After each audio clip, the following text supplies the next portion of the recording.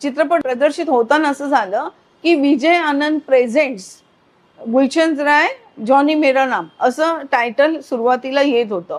कारण जसं मी म्हटलं की 1/3 ते निर्माता म्हणून गुलशन रायनी त्यांना सांगितलं होतं गोल्डी साहेबांना की तुम्ही 1/3 माझ्या या चित्रपटाचे पार्टनर आहात म्हणून.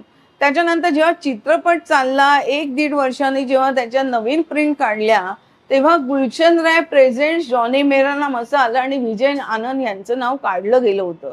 म्हणजे चित्रपट चालल्यानंतर गुलशन राय बदलले एकदम आणि विजय आनंद हे नाव विजय आनंद प्रेझेंट्स हे त्यांनी काढून टाकलं. चित्रपट चालल्यानंतर जेव्हा कानपूर आणि लखनौच्या काही जे रिकामटेकडे वकील असतात ना, कुठे याच्यामध्ये भारतातल्या छोट्या मोठ्या गावामधले शहरामधले, ते आपलं काहीतरी एखादं केस टाकतात की ह्या चित्रपटामध्ये अश्लीलता आहे, अमकं आहे.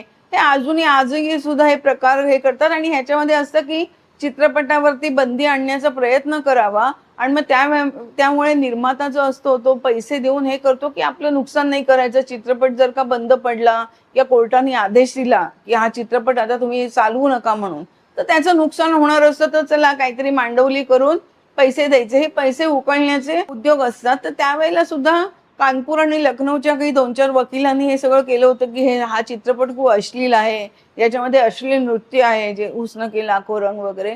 मात्र त्याचं पुढे काही झालं नाही.